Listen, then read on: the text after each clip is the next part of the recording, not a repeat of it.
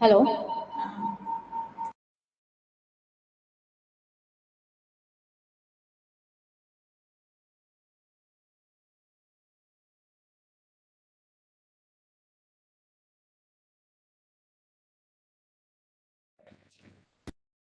Hello.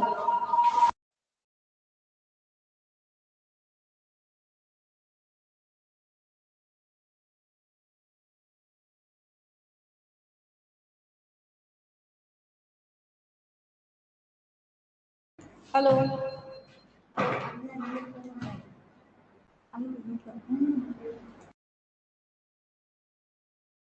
Hello. Hello.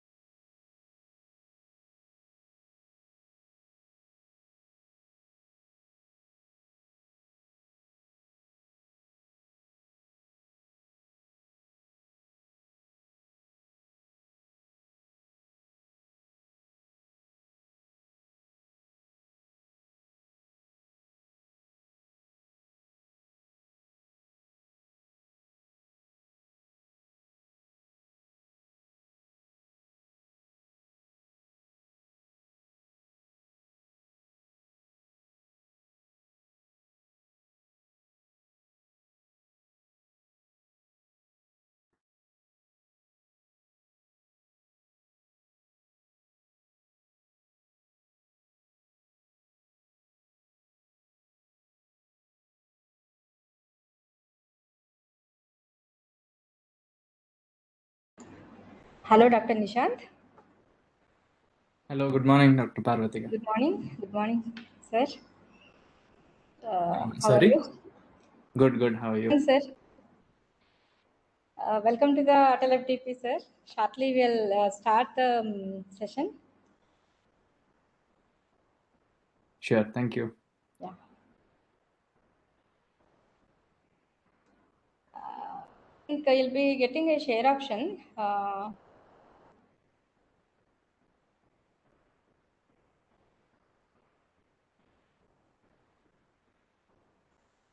Yes, see the PPT. Yeah.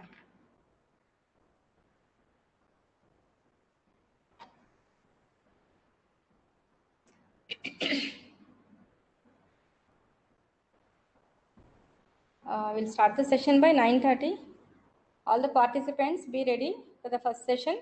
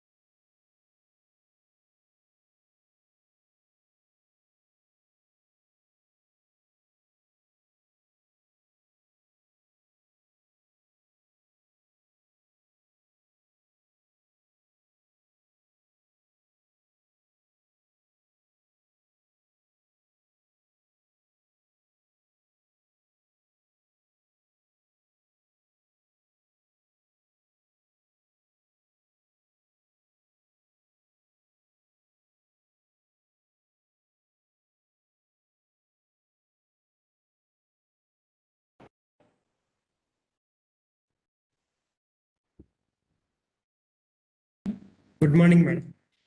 Good morning. Good morning, all of Good you. morning. Good morning.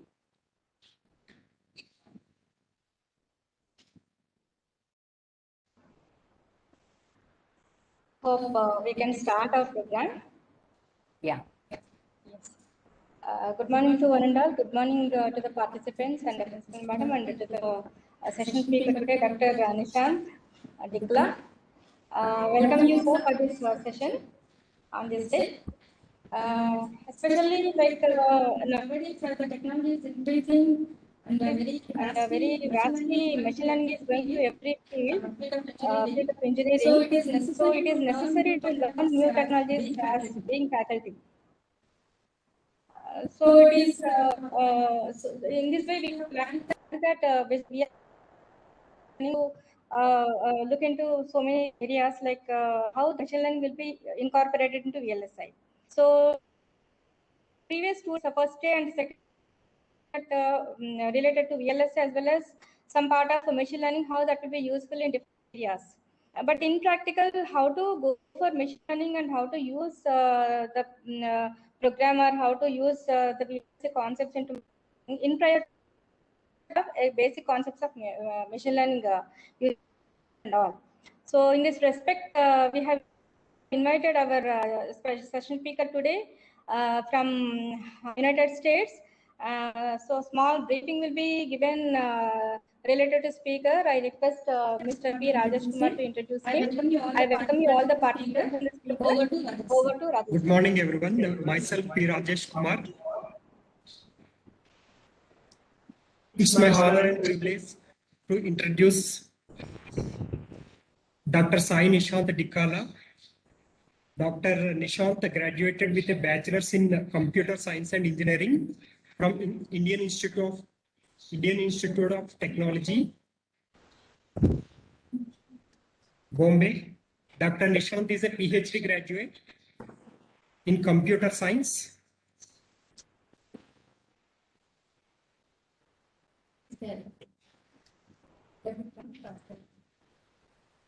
Dr. Nishant is a PhD graduate in computer science with a focus on algorithms in machine learning at Massachusetts Institute of Technology in the United States. He worked as research intern at Cornell University, research intern at Microsoft, and quantitative research intern at Jump Trading LLC. As graduate research assistant at Massachusetts Institute of Technology. Presently, he is working in Google Research as an engineer. He has expertise in Ising models, learning theory, graphical models, neural network theory. He published around 17 papers in these areas and co-author for several research articles. His research interests include computational learning theory, principled and robust approaches to deep learning, statistical learning theory, property testing, and algorithmic game theory. Now I request Dr. Nishant to hand over the session. Welcome you, sir. Good evening, Dr. Nishant. I'm Dr. Sunita, Principal, BVRIT Hyderabad. Hearty welcome to you. Thank you very much for accepting our invitation. I know in spite of the different time zones also, you have really accepted to give the session. Thanks a lot. I think we are very fortunate to have you today. I think let the collaboration be not restricted to only this session. We'll take your help even in future also to go further in machine learning. Thank you. Thanks a lot. Yeah, thank you very much, everyone. Dr. Parvathi Madam, Dr. Rajesh Kumar Garu, and Dr. KV and Sunita Madam also for the warm welcome. It is my pleasure to be here, and I also wish to thank the whole management of BVRIT at Hyderabad for extending me this invite, and thanks also to all the participants who are present for today's session. So, Dr. Parvathi Garu, if you let me know, I'll start my presentation whenever you say. Yes, sir. Okay. Okay. Is my screen visible to everyone? Yes, it's visible. Yeah. Okay. What about the cursor? Is the cursor also visible when I move it? Yes, moving. It's moving, and yeah, everything is fine. Okay, cool. Good morning to all the attendees. My name is Nishant Tikala, and so I'm currently working at Google Research, focusing on different topics within machine learning. So my background is primarily in computer science. I have no experience in VLSI, but Dr. Parvathi madam reached out. She said they want an overview of the machine learning field itself for this program. So I've compiled like a presentation where I start off a little bit with explaining like what machine learning is and what like it has managed to achieve today in the world. And then we will go deeper into the concepts. We will look at different possible models which people commonly use, and a little bit of the mathematics within some of those models, but not some of them. I'll just give an overview. Some of them I'll go a little deeper.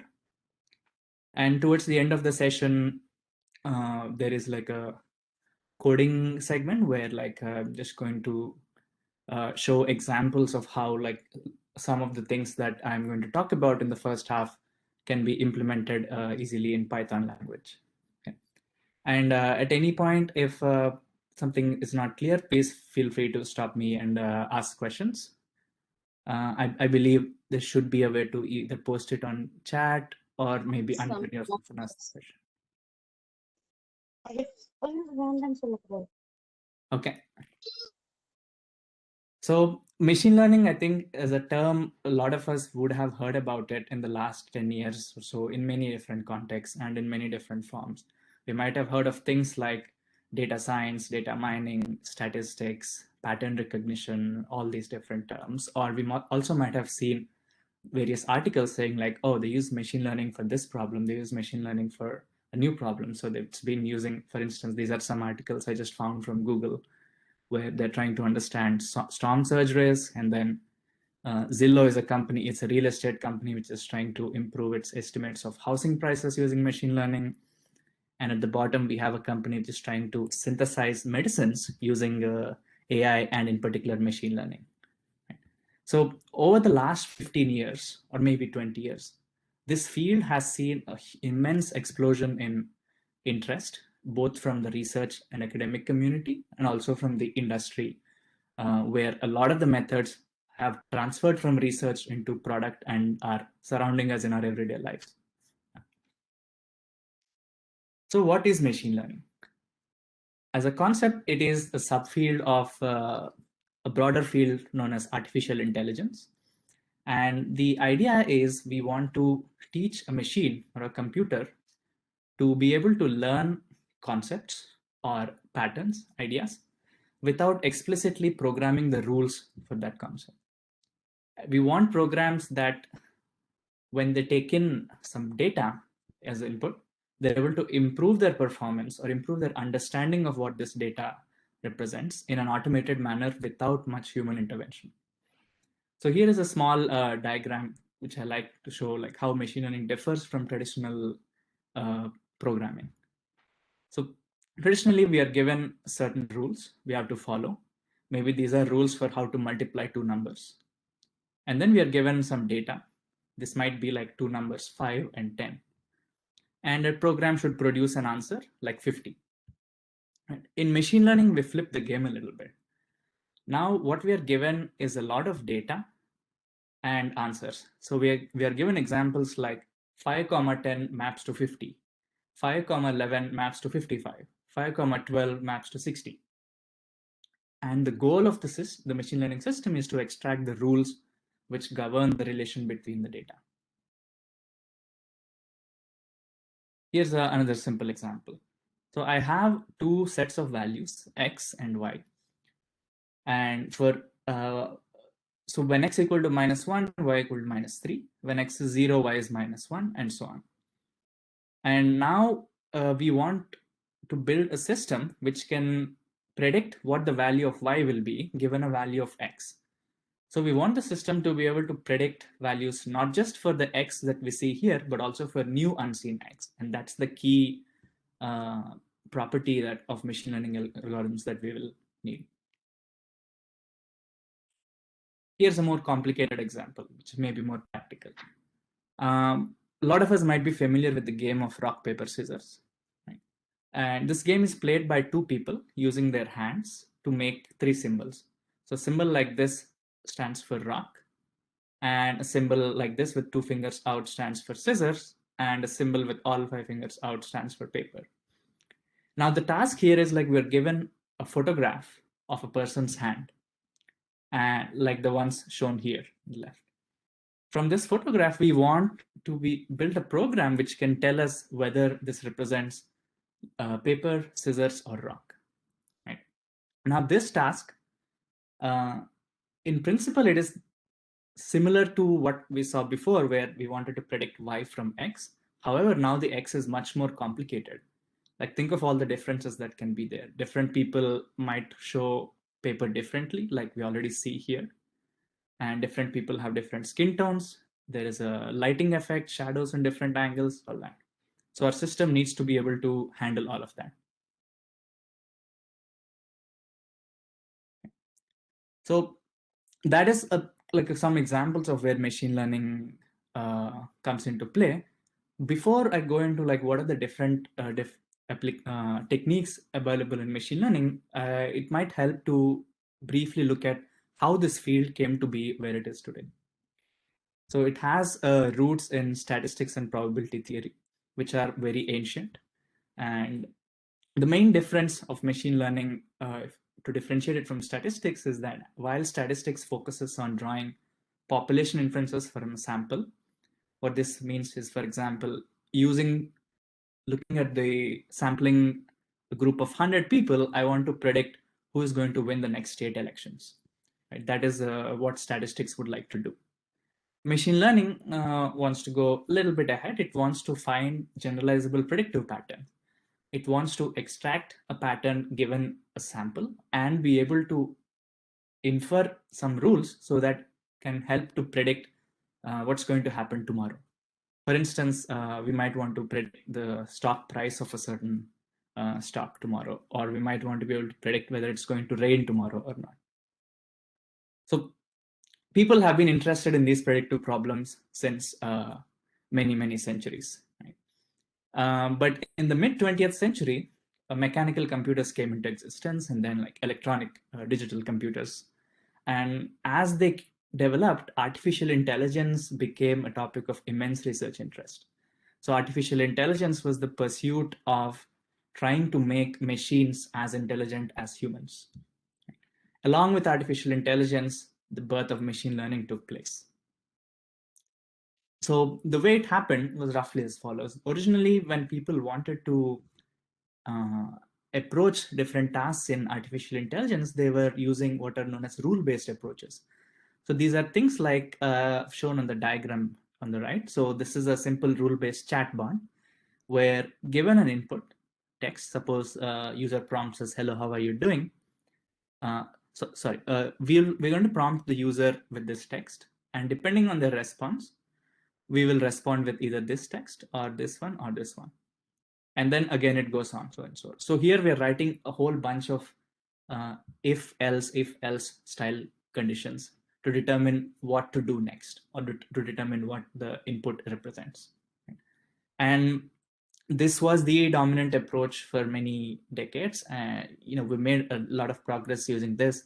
A lot of game artificial intelligences were built. For instance, chess as a game. In the late 1990s, IBM was able to develop an AI which beat the best chess player in the world, Garry Kasparov, at that time. So that was a tremendous achievement for AI. And other things like spelling checking, things like that, people were able to handle these tasks using what are known as these rule-based approaches. However, they were found lacking in many other tasks. We'll see in the next slide. So these are some tasks which we as humans would solve them very intuitively and in a very easy manner. Things like face recognition.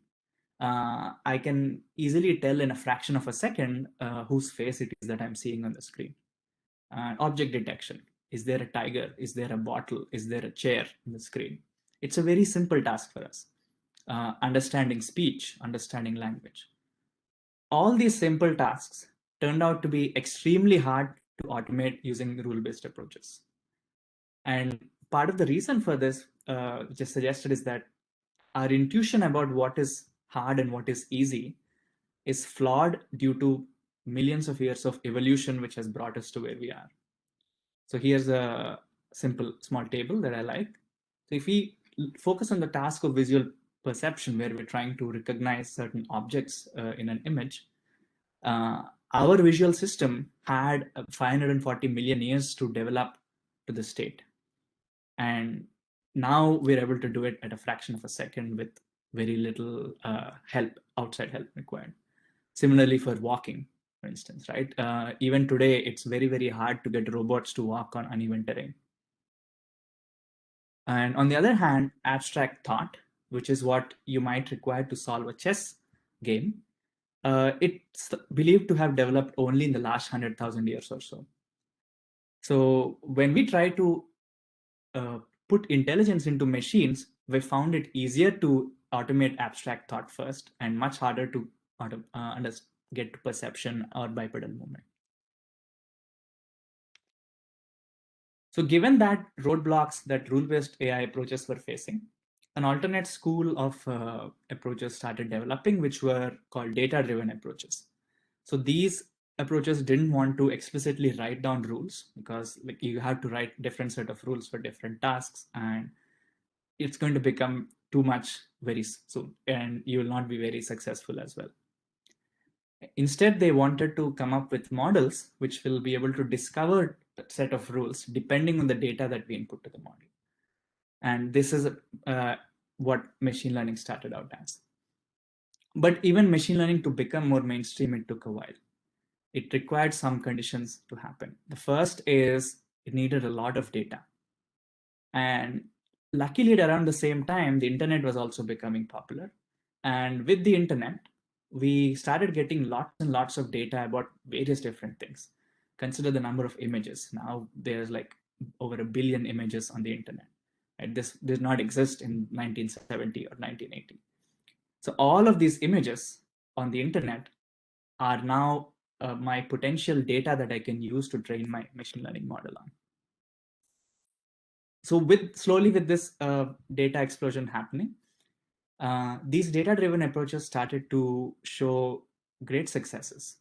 One really surprising area where they were more successful than rule-based approaches was that of machine translation.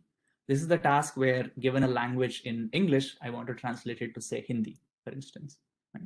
One would think that language is a very structured environment, and by feeding in the rules of grammar and the rules of like what different words mean in different languages, such a system would be better than a system which is just trying to ignore any rules and trying to discover it by itself. But it turned out that that's not the case. And a purely statistical machine translation system developed by Google beat the existing rule-based system of IBM at that time.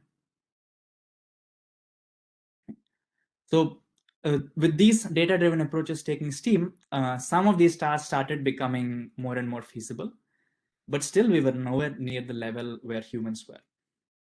And then came the next revolution in machine learning, which is the of neural networks. So neural nets had been designed taking an inspiration from how neurons are connected in the brain. But they required some engineering hurdles to be overcome until recently in around 2010, when we saw multiple breakthroughs and an immense surge of interest in machine learning over the last decade. If we ask where we are today with respect to machine learning, data-driven approaches completely dominate rule-based approaches. Even going back to traditional successes rule-based systems had, like the chess AI IBM had built, today there is an AI built by a company called DeepMind, which trains by just playing chess games against itself. And it absolutely crushes even the best AI that we had before. And the best AI completely crushes any human player possible. So you can think of how much more intelligent this system is. Like if you made this thing play 1,000 matches against a human, it would not lose even in a single of them.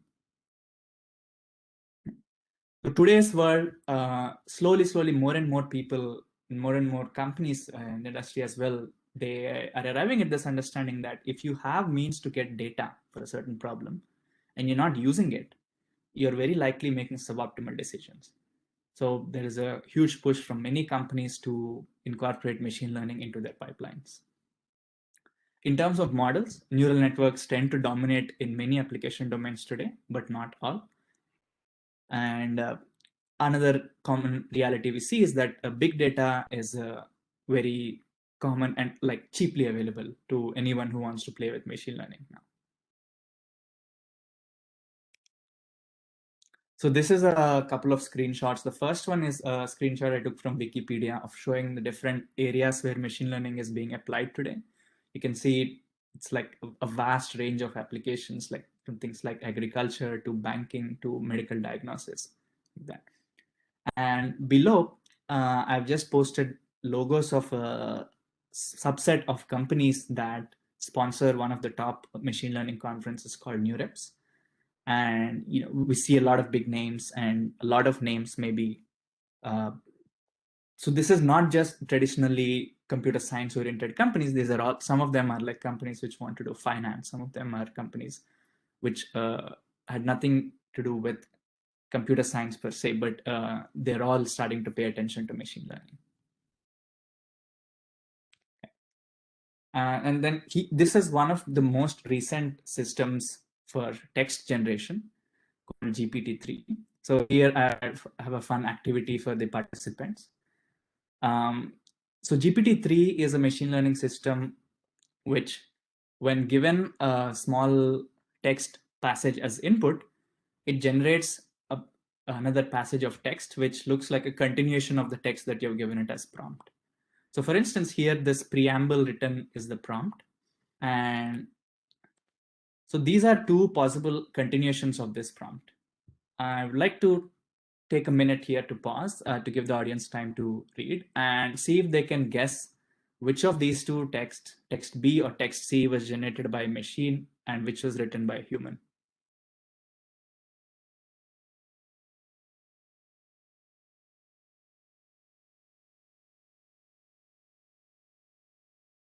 Participants requested to come up with your answers. What the question is given by speaker.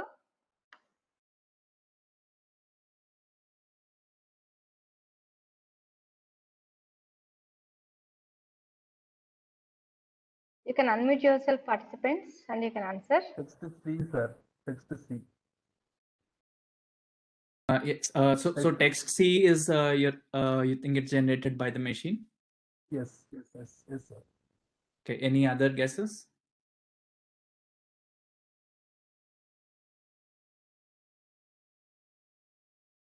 Okay, I think I was seeing a few other chats. A lot of people are responding that text C is was generated by the machine. I'm not sure what is leading people to think that, but it turns out that unfortunately you're wrong. Text C was written by a human, the author David Brooks, and text B was generated by the machine. So this was just like a fun exercise, but I just wanted to show you where the state of AI or machine learning is today.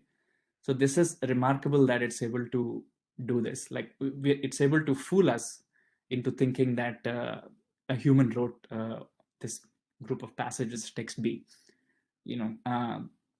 and so this is a very recent system. This was like 2020, I think it came out, and they're continuing to try and improve it.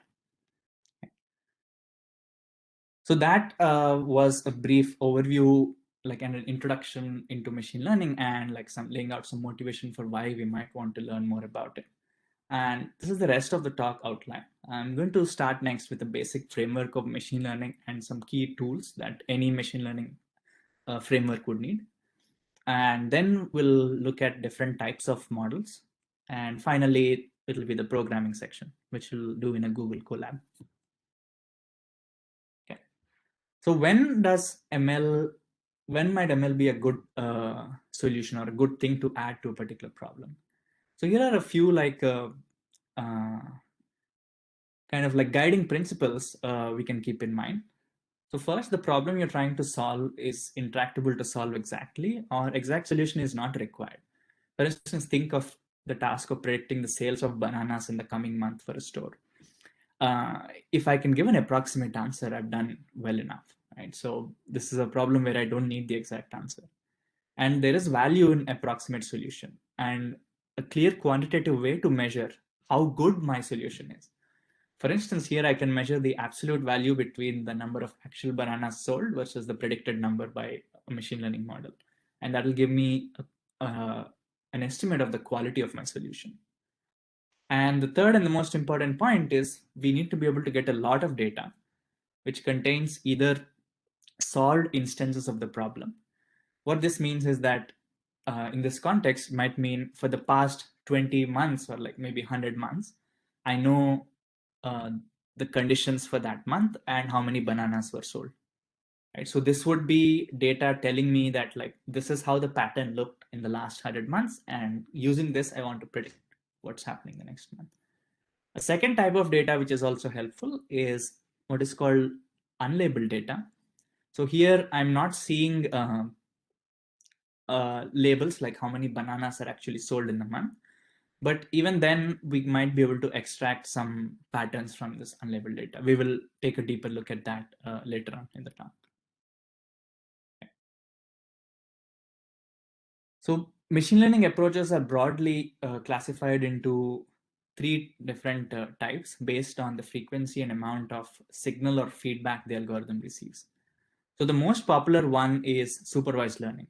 So here we have a lot of data, and each data point has a label assigned by a human to it. So this is what constitutes trained data. And then the second framework is what is called reinforcement learning, where we do have a lot of data, but not all the data points are labeled with a label. So this framework is common in robotic tasks. For instance, my goal is to take my robot to solve a particular maze. And whenever it reaches the final square of the maze, it gets a reward. So to reach the final square of the maze, my robot has taken many small steps in between. Each of these steps constitutes an individual data point, but I do not have a label for that. I do not know when I'm in the middle of the maze if I'm doing right or wrong. I only get to know when I reach the end. So this setting is more challenging than supervised learning. It's called reinforcement learning. And then there is a third setting where we only have data and we have no labels at all. This is called unsupervised learning. So unsupervised learning is, as we can all guess, it's much harder than supervised learning, but it is an area which is extremely important for machine learning. The reason is that getting labeled data is expensive. You need humans to sit and label data examples one by one, whereas unlabeled data is available in vast amounts on the internet. So it's much, much easier to get a lot of unlabeled data.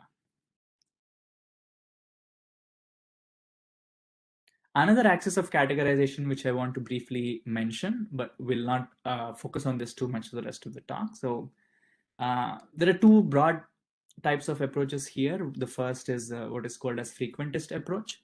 So here we assume that the reality which describes the data is there is an unknown parameter theta star, which is describing the model somehow. And the data we see is generated according to a probability distribution, P of data given this theta star. And we want to find a theta hat, which is maximizes this probability. And on the other hand, there is a Bayesian approach, which some of you might already be familiar with. Is that instead of thinking that there is an unknown theta star which is fixed, we assume that there is a belief about this unknown theta star, which is represented by a probability distribution in the theta space. And based on the data that we see, we update our belief to a posterior probability. So we never actually fixate on one particular theta, but we're always looking at a probability distribution over theta in this. Today, we will only focus on the frequency-based approaches. Any questions so far?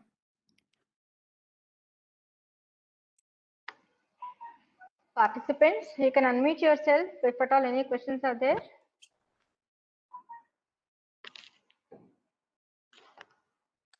Okay. Some question, I think in the chat. Yeah, it's clear. Yeah. You can carry on. Yeah. Okay, cool.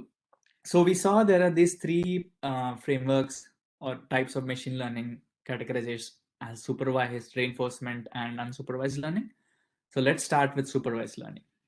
So the basic framework is we are given an untrained model and some training data, which we input into a training algorithm to which outputs a trained model. And this is called the train phase. The test phase or the evaluation phase is when we take this, we're given some test data, which we input to this trained model, and we hope it outputs accurate predictions. And the process of training roughly looks like this. If we zoom in and focus on one step, we evaluate trained data on the current model, and we study where all our model has made mistakes. And for each mistake it makes, we add some sort of a penalty or a loss function. And then the third step is the most important step, is where we change the parameters of the model so that the new model that we produce by this change reduces this loss function or the penalty that we have computed. To do this, a very popular workhorse algorithm is a gradient descent. It's the most common first order method for optimizing a loss function in machine learning. It's a very simple one. Given an objective function L, which is a function of theta, we perform gradient update steps where at time t plus 1, we set theta to be the value at time t minus some learning rate eta times the gradient of L with respect to theta. So the gradient is just the set of partial derivatives of L written as a vector. So if L is a convex function and the learning rate eta decays with the number of steps we are increasing, this algorithm is guaranteed to converge to the global optimal solution of L. If L is non-convex, we might get stuck in local minima. So in this figure, for instance, this point right over here is a local minimum. It is a place where the gradient is 0, but we are not at the minimum value for that function L, which is attained here at the global minimum.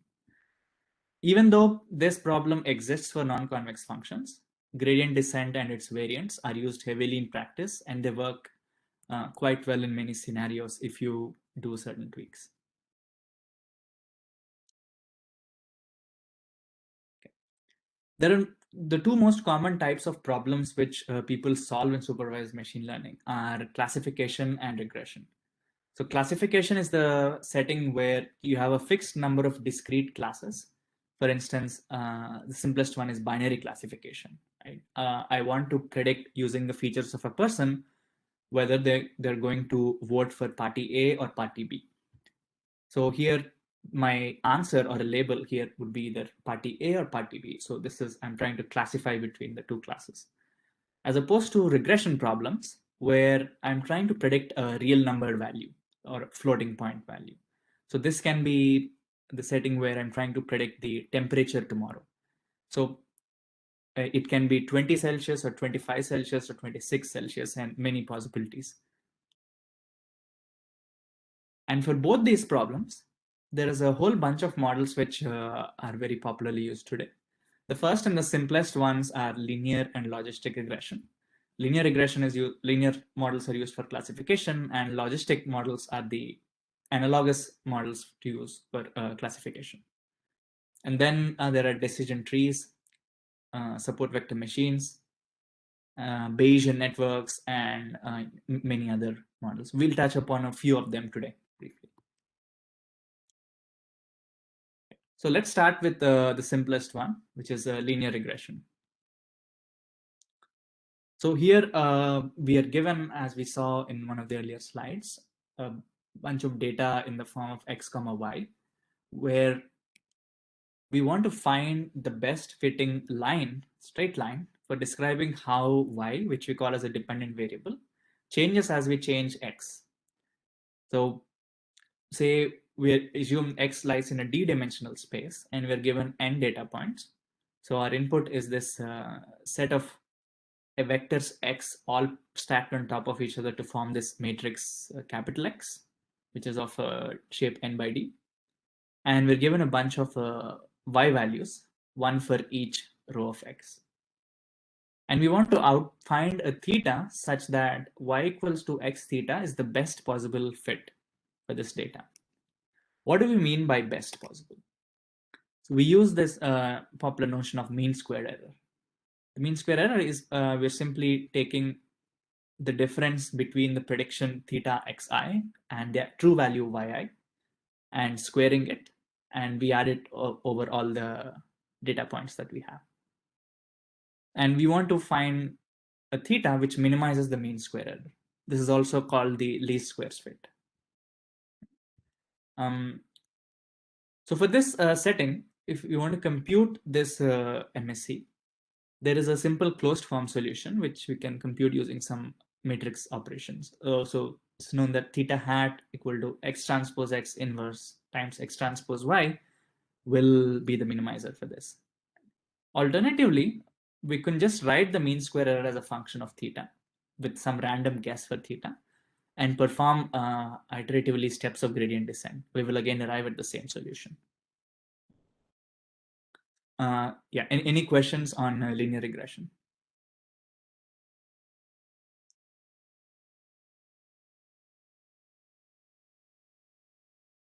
Okay. The most application field where linear regression is used? So linear regression is used in many application fields, madam. I think for a lot of the problems in machine learning where it's applied, this is what people start out with. They want to see like how well does linear regression itself do. It is used in finance, for instance, for predicting stock prices and things like that. It is used in healthcare as well. It is also used in many cases where like the data is of a simple format. It is a good baseline solution to try and implement. So what I mean by data as being simple format is it's a numerical data versus data being like either a picture or a text. Thank you, sir. Thank you. Okay, I think there was another question in the chat, but I'm not able to see the chat. Can someone read the question to me? Sir, first question, yeah, I'll read. Do we use only Python to implement all these? That is the question given by Anis Fatima. Okay, so in today's talk, I'm going to be using Python for all these, but there are many different languages for implementing a lot of these methods. Okay, any other questions on the chat? One that is like not a used in information. Yeah, that is a question like used in information extraction and NLP. Do we use Python? The same question continued there. Yeah. Okay. Okay. Yeah. Yeah, we will see later that Python is the most heavily used language for machine learning today. Okay. So this was linear regression. Next is logistic regression, which is a close brother of linear regression, where here we want to do classification instead of predicting a real number. So for instance, if you want to do binary classification, the model we have is that we have x as before, the input n times d, but now the output is either +1 or -1 as labels. And the probability that a particular bit is +1 is given by this logistic function here. So it is 1/1 plus e to the theta transpose xi. And so this quantity inside the exponential is still linear. And this is what makes it a very similar flavor to linear regression. Here again, we can write the likelihood for this problem and maximize it using gradient descent. This can also be extended to k-class classification problems and not just binary classification. So then for more complex data, we can start looking at nonlinear regression. So the simple thing which can come to mind is that of polynomial regression. So previously we had a model which was y equal to some beta naught plus beta 1 times x. But now we can add a few terms by say like x square, x cube, and so on till the power m, and introduce a coefficient for each of these higher powers.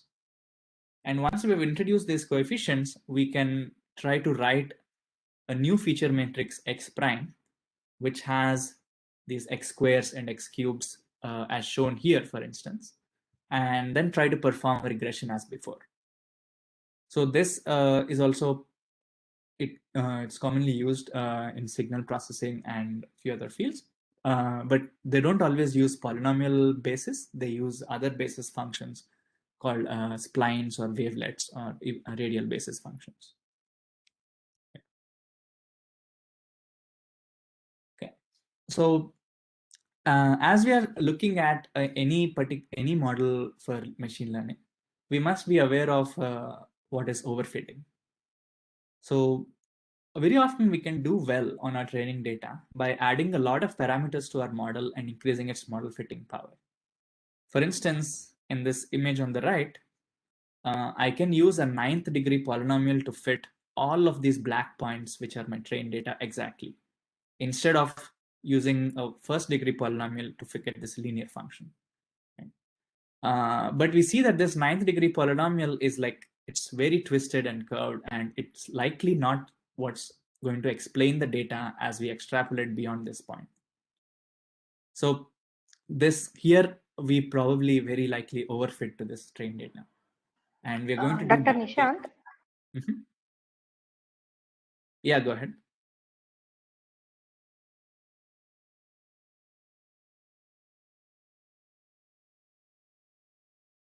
Was there a question? Yes. Is linear regression used for information extraction and NLP? That is the question about linear regression. Yeah. So I think for NLP today, maybe not so much, but I think at one point it was used a little bit. Today, for most natural language processing tasks, neural nets, as we will see later, are the dominant model.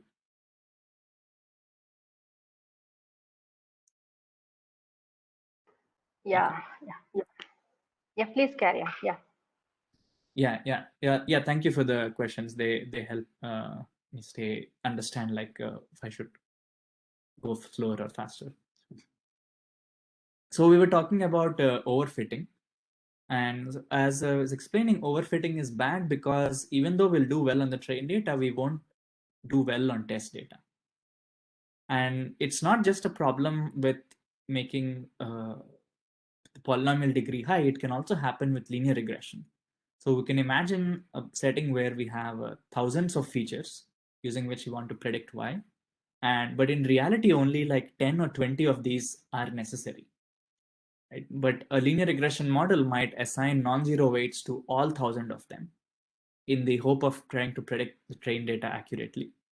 And as a result, it might lose accuracy on the test data. So what is a solution for this? One popular one is what is known as regularization. This is where we add a penalty to our loss, which criticizes or forces the model to choose what we deem as simple solutions. So regularization in the setting of linear or polynomial regression, there are two common types which people use. So the first is a L2 penalty, which is known as ridge regression. This is where we add the square norm of the parameter vector theta that we're trying to find. So the objective, instead of the mean square error alone, now looks like the mean square error plus a parameter lambda times the 2 norm square of this vector theta. The second option is addition of an L1 penalty, which is also called lasso regression here. Lasso is an abbreviation, which I also forget the full form, but basically here we add to the mean square error. Instead of the L2 norm of theta, we add the L1 norm, which is just the sum of the absolute values of the components. And this is known to promote sparsity in that it will prefer more and more coefficients or more and more coordinates of theta which are zeros. But this also makes optimization harder. So it has a both benefit and potential difficulty. And then a third form which people use is called the elastic norm, where they add a mix of both L1 and L2 penalties. And here on the right, for instance, we can see an example of what is the effect of adding regularization on polynomial regression. So when lambda equal to 0, that will correspond to the black line, which we see is going like this. And as we increase lambda to be 5, instead of curving 3 times, it's a much smoother curve, which is only curving once or twice. Any questions on regularization?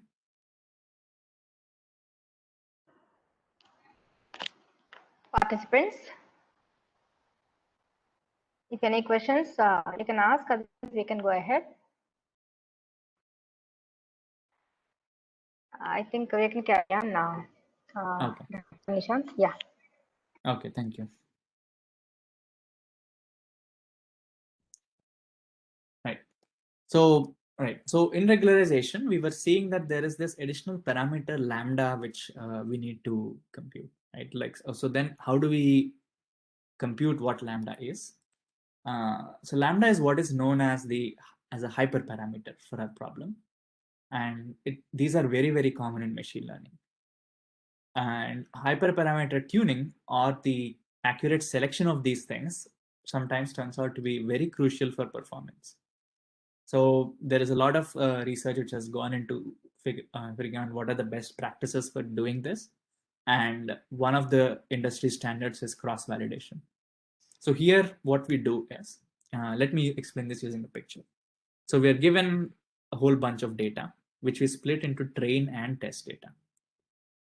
What we do is we further split our train data into 5 folds here, for instance.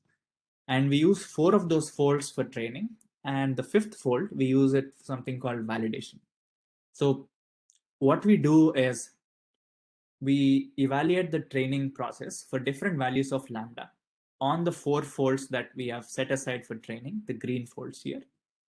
And once the training has completed, we evaluate the solution for each value of lambda on the validation fold. And then we will select the value of lambda which gives the best performance on the validation fold. So this solves part of the problem, but it still has a potential for overfitting onto the validation fold.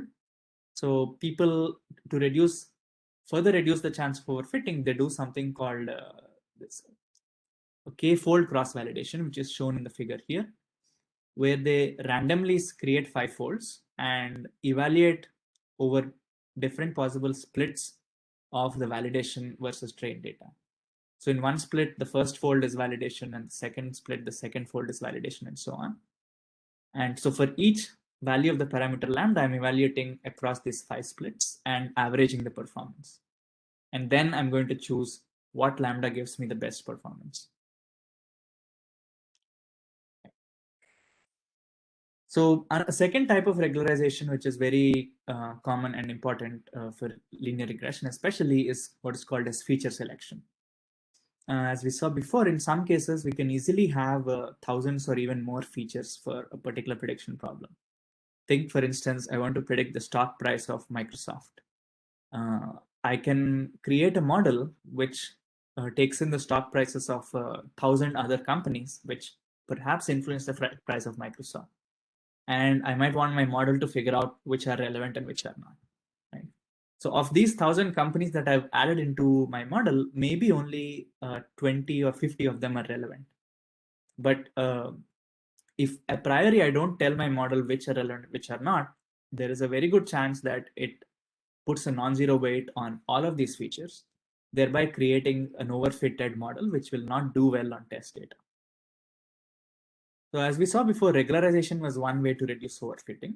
Another way is to explicitly select a subset of this vast set of features that I have in training. So here I'll just touch briefly upon a few methods. So one is a filtering method. So these where we study individual correlations of each feature with the final target prediction label, and we discard a few features which have very minimal correlation. And then there is a backward feature elimination, where we first train a model with all features, and then we repeatedly try dropping a feature one by one and retraining. And if by doing this, we're not seeing a significant performance hit for a particular feature, we permanently drop that feature and continue more backward feature elimination. We can also do the opposite, which is forward feature selection, where in each iteration, so we start with 0 features in our model, and we keep adding the feature which improves the performance the most until we've added so many features that we will not see any more performance improvement. There are many other methods people use for feature selection. Within feature selection, there is also a whole class of methods used for dimensionality reduction. So previous feature selection methods were assuming that, like, if I had features x1 and x2 and x3, I either drop all of x1 or all of x2 or all of x3. But maybe the most important feature is not just x2 or x1, but a combination of x2 and x1. Right? So especially if it's a linear combination of these features, methods like PCA, ICA, and LDA can help project our data into a lower dimensional feature space, such that the lower dimensional space represents some linear combinations of these features. So I'll not go in too much into detail as to what are the differences between these methods in the interest of time. I've just written brief notes here. People, I'll be sharing the slides later, so you can look at it later.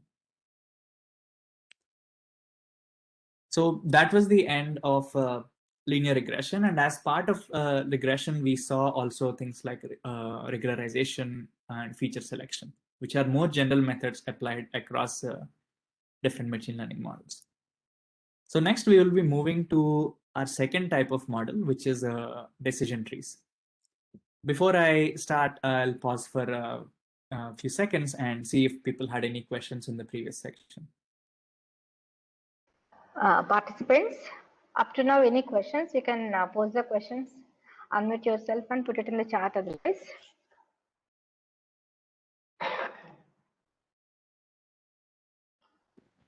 While selecting the lambda, that is hyperparameter, it is completely dependent on how the data is available.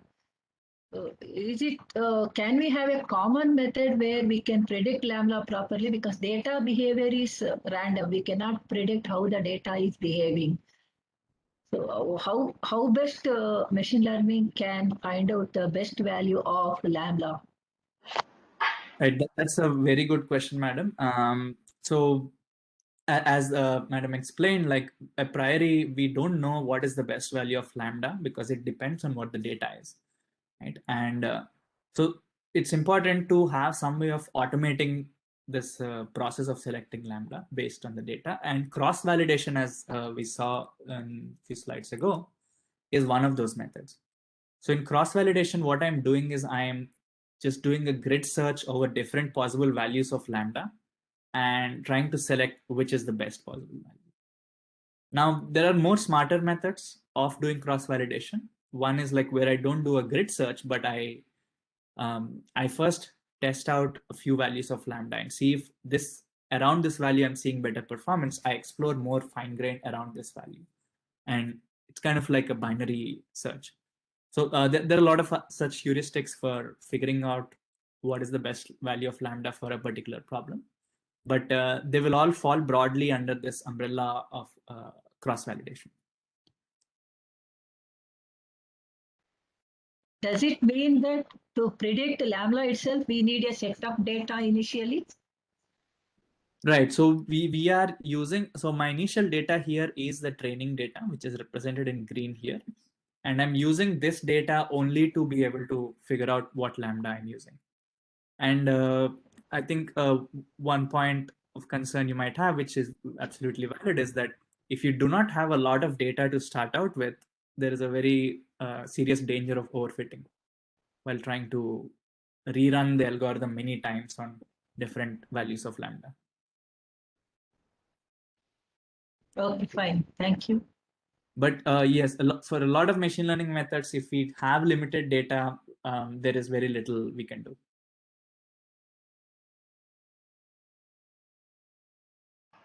Yeah, any other questions from participants?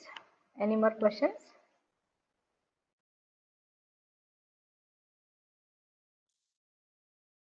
I think we can go ahead, Dr. Nishant. Yeah, thank you. So the next model is decision trees. So here I'm trying to predict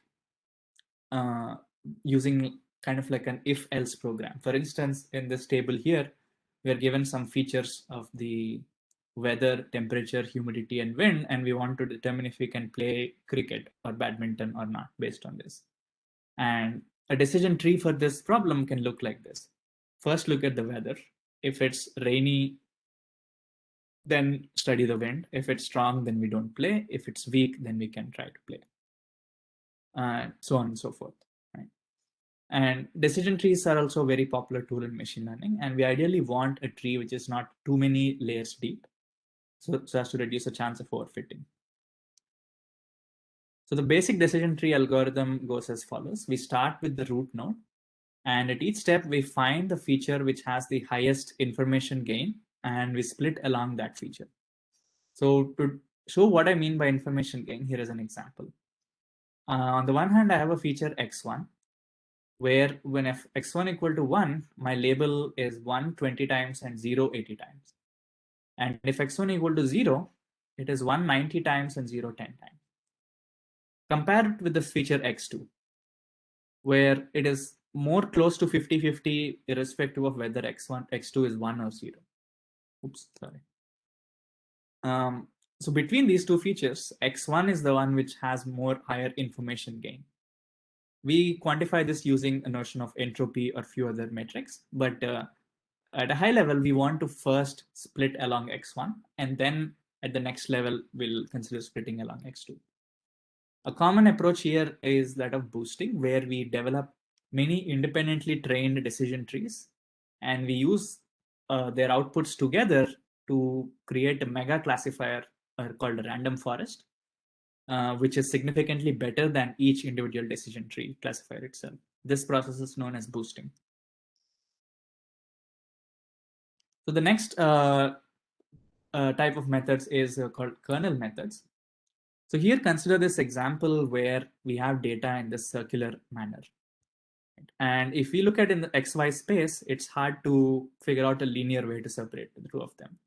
But if I apply this feature transform phi here, where xy maps to x square, y square, and square root 2x1, then the space looks like this in 3 dimensions. And there's an easy linearly separating hyperplane in this space. We've already seen a few examples of what people use as feature maps. These are polynomial bases or wavelets, as we saw in the polynomial regression section. Right? So what kernel methods particularly rely on is there are type of models which only require certain similarity between data points to be computed. So as long as I can compute this function k between all pairs of my trained data points, I can train a kernel method. So it's a subclass of methods which have this property. And why are they designed like this? Because this k, I can choose to be the inner product of phi, which is a certain feature transform applied in x. But the advantage I have is that since the method only requires the inner product, very often I can compute the inner product without explicitly computing phi. So this allows me a lot of power.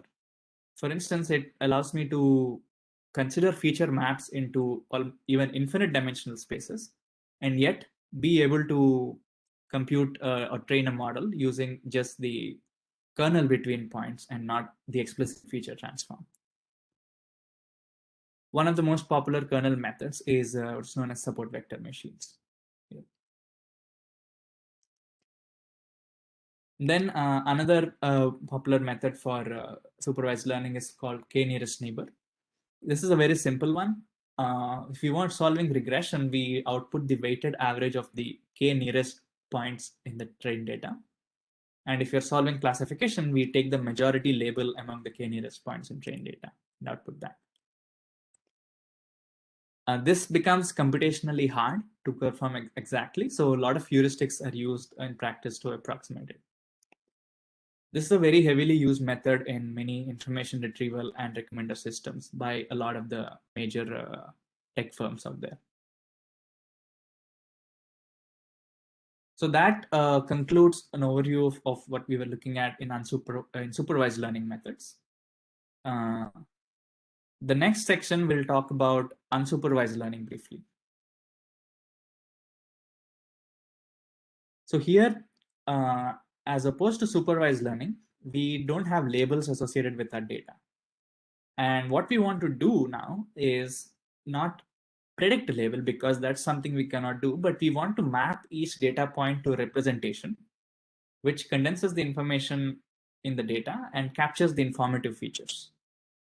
So common methods here are clustering, hierarchical and k-means, and few other methods called latent variable models.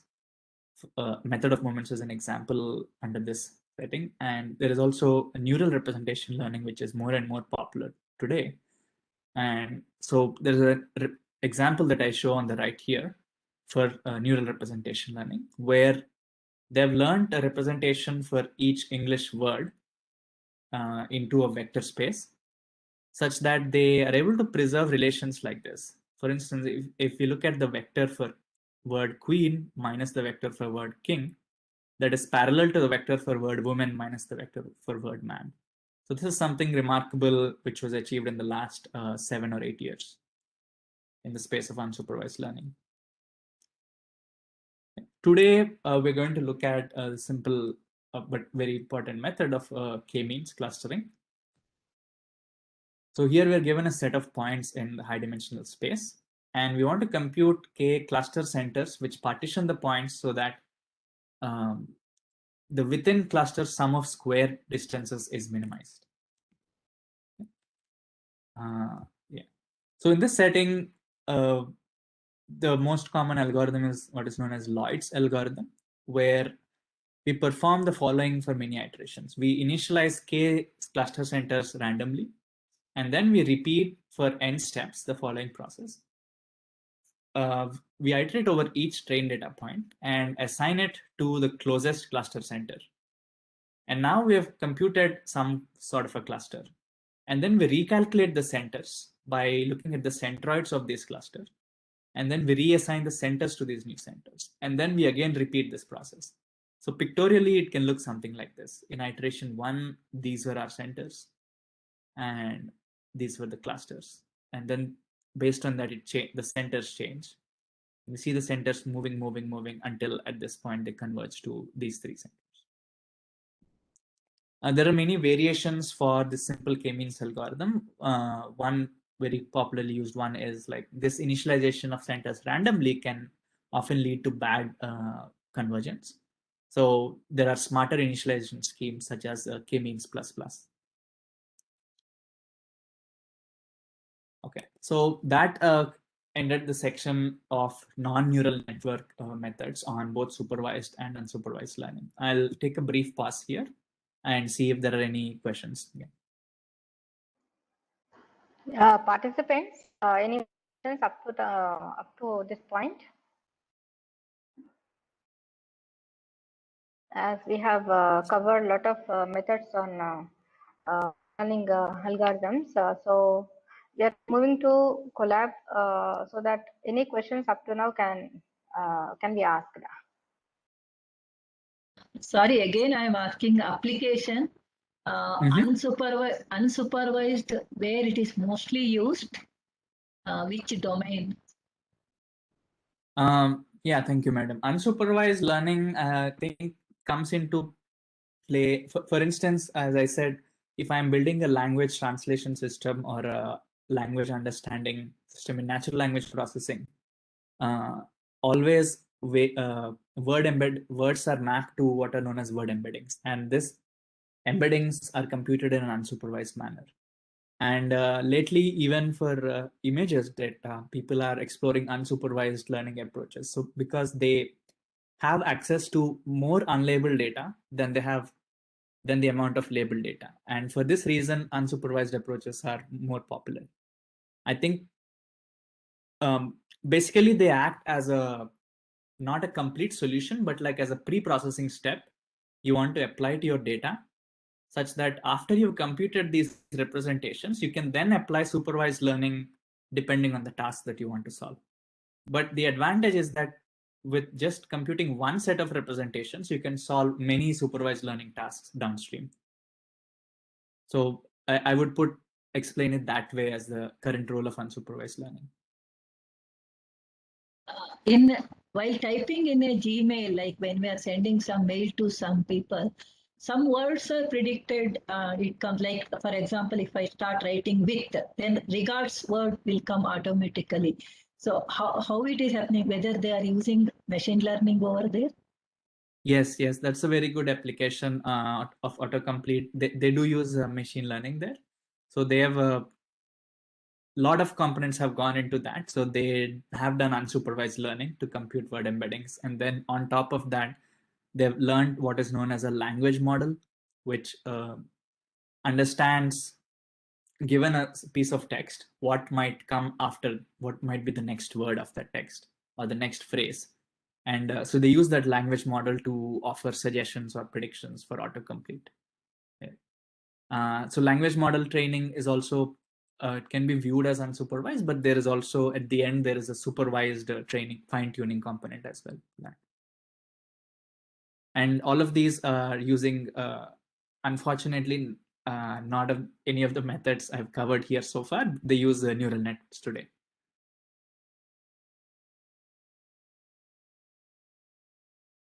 Okay. Yeah, thank you for the questions. I'll continue. Yeah, one question from chat by Arun AV. What are variance and bias in ML model? Okay, yeah, that's a good question. I didn't touch upon that side of statistics. So bias in an ML model is a prediction error. Loosely, it can be thought of as prediction error. Like maybe let me go back to the linear regression example. Right.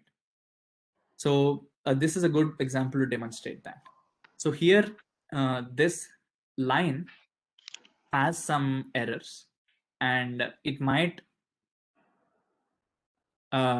it might even have like errors continuing on future test data. So it can be a biased predictor.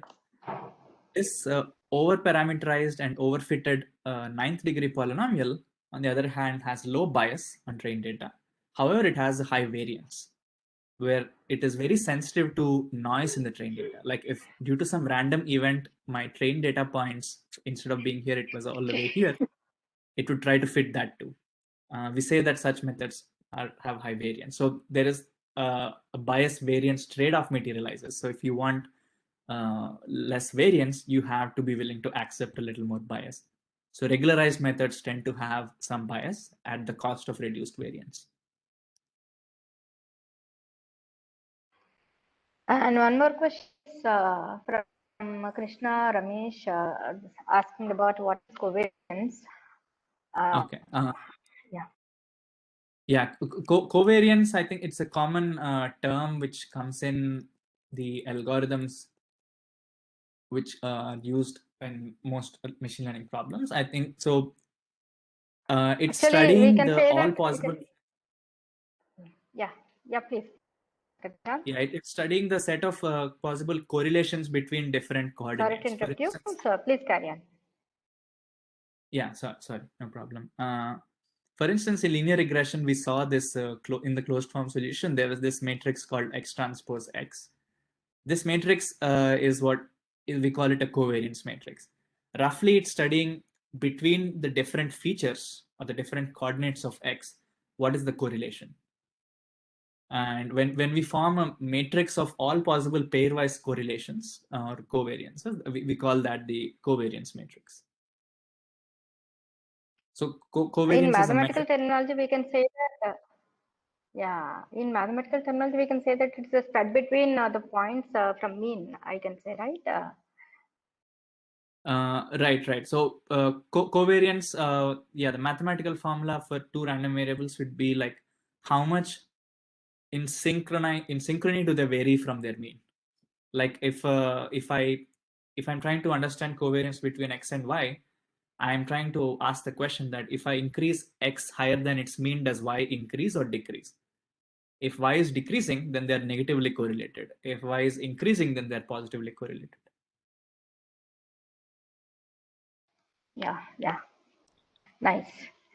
Any from participants so that we can move ahead? Fine, Dr. Nishant, we can go ahead, I think. Cool. So I have one more brief section in neural nets. I'll go over this quickly in the interest of time because I also want to get to the collab. At a broad level, the idea behind neural nets was that for a long time, machine learning had an explicit feature, human sitting and designing features upon which we can apply regression or decision trees or any of these methods. And this feature extraction process was tedious. And for different problems, you required different features. And it was not very accurate as well. So it was a long-standing goal to automate this feature learning process as well. And that is precisely what deep learning was developed, or neural nets based learning was developed for. And it has seen tremendous success in the last decade. So some of the examples I posted here, like if you have these speech recognition systems like Alexa or OK Google, they use neural nets. Google Translate is using neural nets. Self-driving cars, which is a research project currently, uses neural nets. Neural nets are used to synthesize new drugs. They're used to try and identify cancers from CT scans. We already saw an example of GPT-3 generating text, and AlphaGo Zero is the AI which is with the strongest chess and many other at many other games like Go. So without getting too much into the detail, at a high level, neural nets are composed of units called neurons. And a neuron basically looks like this. It given an input of n dimensions, it multiplies each xi with a certain weight, adds them up, and then applies what is known as an activation function. So here I've written it mathematically here. The output of a neuron is an activation sigma applied on a linear combination of xi. So it's almost like a linear function, except that the crucial difference is the sigma will be a nonlinearity. Very commonly used nonlinearity is what is called a rectified linear unit, or a ReLU, where we take the value inside sigma itself if it is positive, otherwise we output 0. So it's a truncated linear function at truncation at 0. Right? So this addition of nonlinearity adds a lot of power, but not by one neuron alone. Neural nets consist of a whole bunch of neurons stacked in layers. So here we have 3 neurons at the input layer, and then 3 more in one layer, and then 2 at the output layer. In practice, there are like many layers of these neurons, and each layer is adding a nonlinearity, which ultimately allows these neural nets to compute very complicated functions. So I'll, in the interest of time, I'll not go too much into detail as to how the neural net is computing these functions, but we will hopefully see an example of that in the collab. Yeah, this is a picture briefly showing the scale of neural nets today. One of the best, or the premium neural net for image processing, is this ResNet 152, which has 152 layers of neurons. And then there is the transformer architecture, which is used for natural language processing, where we have about 32 layers on an encoder and 32 layers on a decoder side. So they have billions of trainable parameters today, and we're starting to also hit trillions of trainable parameters, just to give an idea of the scale of neural nets today. Okay. So with that, we will next move to the practical segment. There are many libraries which offer support for machine learning algorithms, but the one which is most commonly used is Python, which is what we'll be focusing on today.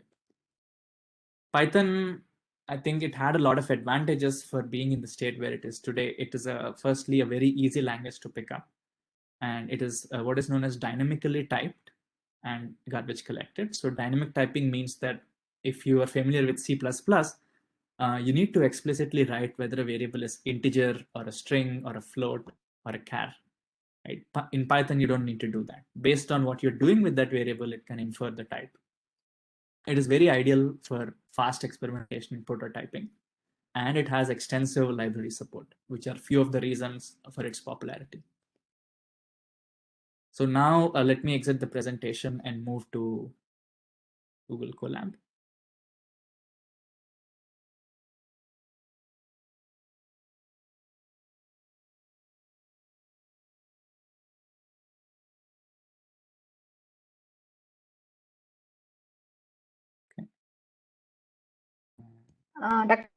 Do our participants also need to go to the collab? Should we instruct them? So I think I can share the collab later, but for now they don't need to go. I can follow. Please. Is that okay, madam? So I can just show, you're able to see the screen for the collab, right? Yes, yes, we are able to see. Okay. Right. So how much more time do I have, Dr. Parvathi, madam? Yeah, we can stretch up to 11:50, no problem. 11:50, 11:30 also, no, not an issue. As for the session content, because the content is very good, so that will be helpful for doing the other exercises in the remaining sessions. Okay. Not an So issue. then, right, I had a segment where I was just briefly introducing what are the features of Python language, which I will quickly try to go over. So Python, like many other programming languages, has features, common features like variable assignment. For instance, here I'm defining x equal to 3, an integer variable, y equal to hello, which is a string variable. And this is a way to add. So x plus equal to 20 will give me 23 as a result if I run this cell. And I can also define float variables like 5.5, for instance, and print. I can do this. It's going to give me the output. That's simple. And it has if-else conditions like many languages. Here I've defined a simple if-else loop. And based on the value of x, it is printing some output. So far, I think like the formatting, it's quite intuitive and it's very easy for people to pick up for people who have not used it before. So the next we move to lists, or these are the way Python defines arrays. So here, for instance, I've defined a list from 1 to 6 numbers. And to access elements of this, I index it in a similar manner to how I do it in C++.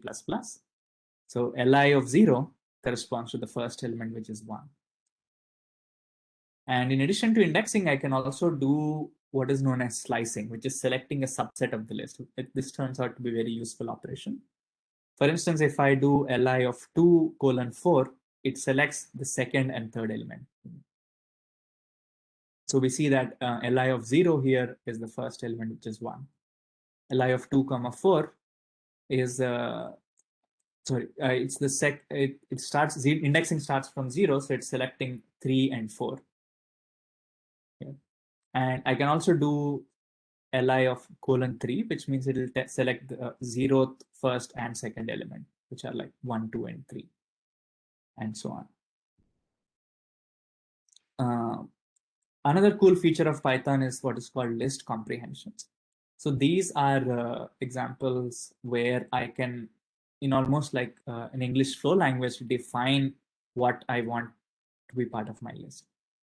For instance, let me define an iterator which is going to range over the numbers from 0 to 10. And I'm constructing this list where it takes for each element x in that range, and x star star 2 is going to square it. So I'm going to see a list of elements which are the squares of the numbers from 0 to 9. Yeah. And then Python has loops, for loops, while loops, etc. Here I've written a simple for loop where I'm adding up the numbers from 0 to 9. in this variable my sum.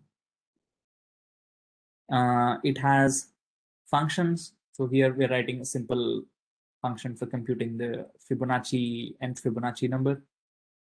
Right? So I've defined if n is 0 or n is 1, we return 1. Otherwise, we return Fibonacci of n minus 1 plus Fibonacci of n minus 2. This is a recursive call, the function. And if we try to print the first Fibonacci numbers, we get the right answer here. Okay. It also has classes and objects to allow for object-oriented programming. But for today, this is not too important, so I'll skip this particular cell. So now coming to machine learning in particular, some set of Python libraries which are listed here are very commonly used, and some of them are very, very important to know if you want to use Python for machine learning. The first is NumPy. Here, it's useful for representing high-dimensional vectors and for performing very fast floating point calculations and manipulations on them. And the second is Pandas, which allows us to efficiently store and manipulate data in the form of what is called data frames. So these are all, you can find a lot of online resources on these libraries, which I'll briefly touch upon a few of their features, but if you're interested to learn more, I can provide links, but a lot of information is also available online. So the third library, scikit-learn, contains a lot of the basic machine learning algorithms pre-implemented, which is what we'll be using today for most of the collab. And finally, towards the end, we see TensorFlow, Keras, and PyTorch. These are a few libraries developed for neural nets or deep learning in particular, which we'll also see an example of at the end. Okay. So first, NumPy. So here I am loading that library by this statement, import NumPy as NP. So basically, what this lets me use is like, suppose I want to create a NumPy array, I can write np.array later on in the code. And here it's a little code snippet to depict the advantage in terms of efficiency of using NumPy over simple arrays. So I've created an array 1 and an array 2, which is the range of numbers from 1 to 1 lakh. And I've also made them NumPy arrays as NP array 1 and NP array 2. Now what I want to compare is the time it takes to compute a dot product. First, by just using them as normal arrays and by iterating over their pairwise elements and then computing the products and adding that to the dot product. And the second is by using the NumPy dot product function. So we see that the regular dot product here took 0.018 seconds, whereas NumPy is much faster. It's an order of magnitude faster to compute the same dot product.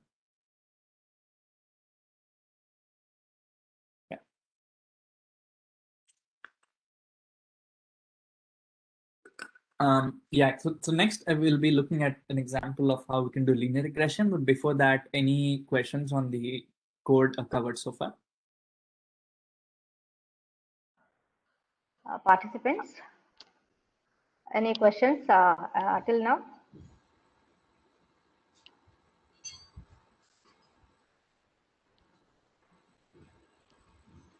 Hello, am I audible? I think yes, sir. Yes. Hello, Nishan sir. The content. I mean, they can do hands-on also. Yeah. The content is very useful to us. It is giving quite a new set of knowledge to us. Sir, I have one question. I am not a data science person, and I work on VLSI. I do coding for front-end VLSI design as well as layout backend also. So I'm looking into the usage of these models or any of the concepts that is being covered that is there in AI and ML that I can adopt in my VLSI flow in my circuit design. So how can we approach towards the adoption of these concepts in circuit design? So if you can throw some light on that. Thank you, sir, for the question. So Unfortunately, my expertise on VLSI is like non-existent. I don't know about the problems there, but what I'm hoping I can convey is some general principles you can use to decide when you can try one of these models versus the other. So for all of these, one thing you would want is some amount of data, on which you can train a model and then have it predict certain output that you care about. So I'm not familiar with what problems in VLSI might machine learning be most useful for. But once you've identified a problem, I would say first step would be to try and fit a linear regression model with the solution. And within the linear regression model, there is a lot of handles we can tweak, like the amount of regularization we apply, other feature selection methods, as we have covered, things like that. And if Dr. Nishant, a small interruption. Definitely, one session is there in the coming. Definitely, there is a session arranged in the future sessions related to VLSI, how to work with this linear regression and k-means clustering algorithms.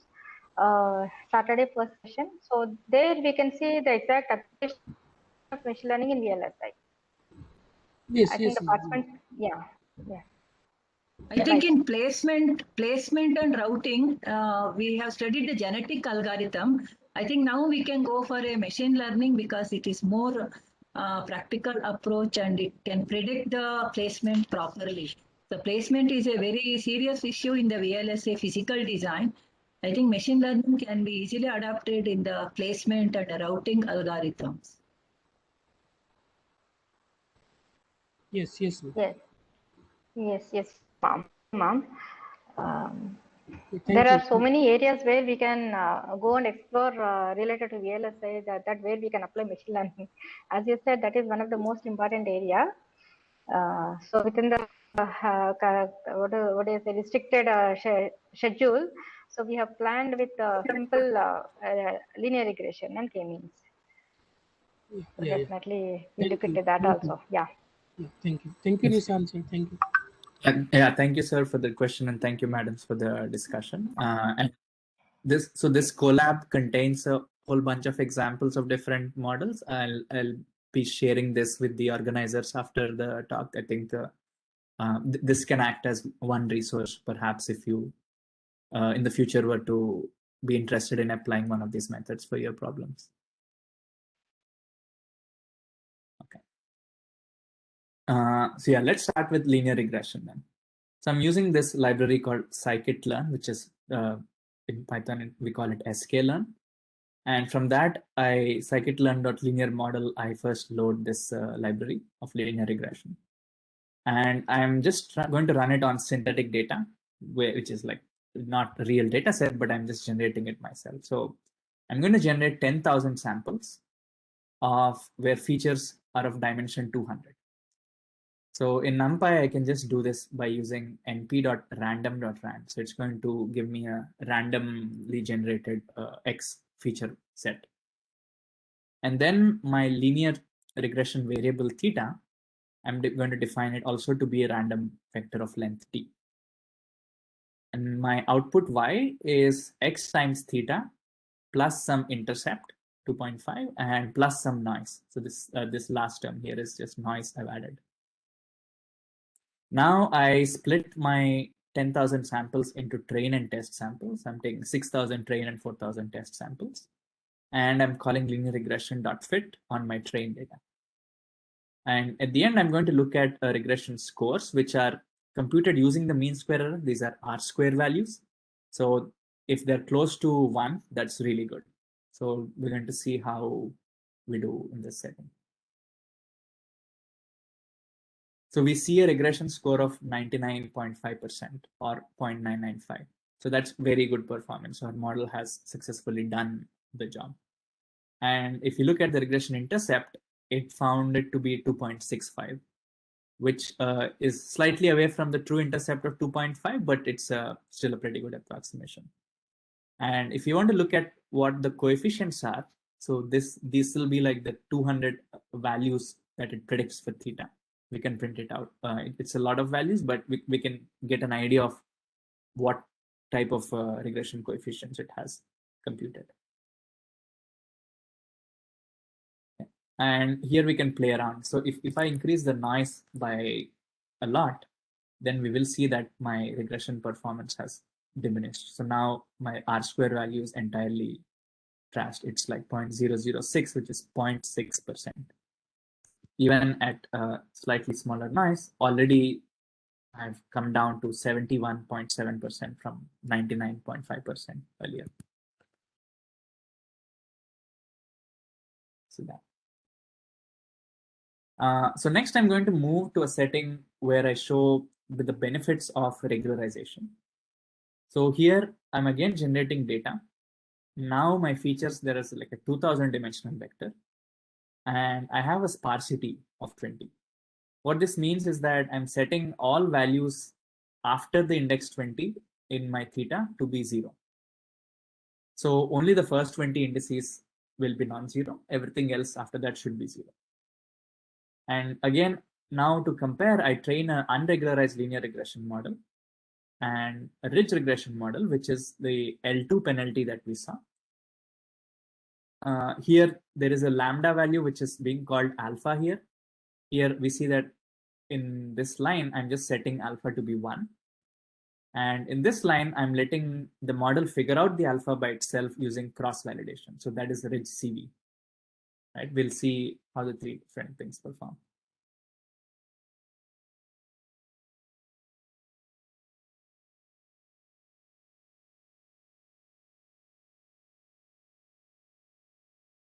Okay, so I've deliberately chosen values of noise so that it's not going to perfectly do the regression.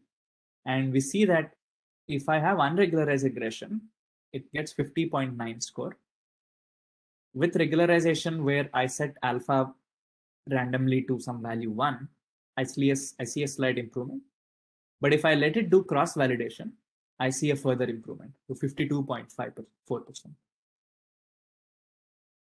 And next, we're going to see in the same setting the effect of lasso regularization or L1 penalty regularization.